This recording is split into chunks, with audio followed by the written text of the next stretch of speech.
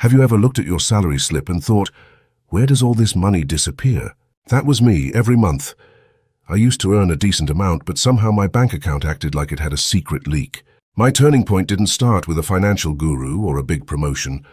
It began with a strange question a mentor once casually threw at me. If your salary doubled tomorrow, would your lifestyle double too? That question haunted me, because deep down I knew the answer, yes, it would. And that realization opened the first loop in my life. Maybe the real trap wasn't my income. It was my reflex to spend before I thought. For years, my biggest mistake wasn't overspending. It was pre-spending. Every raise, every bonus, every overtime.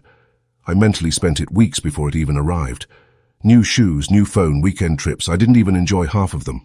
What mattered was the hit of dopamine from swiping my card. But that high came with a silent cost.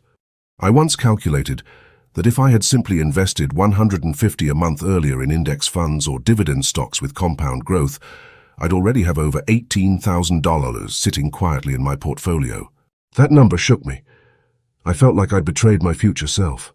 For years, my biggest mistake wasn't overspending. It was pre-spending. Every raise, every bonus, every overtime, I mentally spent it weeks before it even arrived. New shoes, new phone, weekend trips. I didn't even enjoy half of them. What mattered was the hit of dopamine from swiping my card. But that high came with a silent cost. I once calculated that if I had simply invested $150 a month earlier in index funds or dividend stocks with compound growth, I'd already have over $18,000 sitting quietly in my portfolio. That number shook me. I felt like I'd betrayed my future self. Slowly, something unusual happened. My expenses no longer controlled me. My investments started giving me identity-based confidence, the kind that doesn't need approval from anyone. I watched a tiny dividend of 4/13 land in my account one random morning, and it felt more satisfying than any fancy dinner I had ever bought. Because that $4 wasn't from my labor. It was from my systems. My portfolio wasn't huge, but it was mine, and every month it grew quietly, almost stubbornly. What surprised me most wasn't the money. It was the psychology.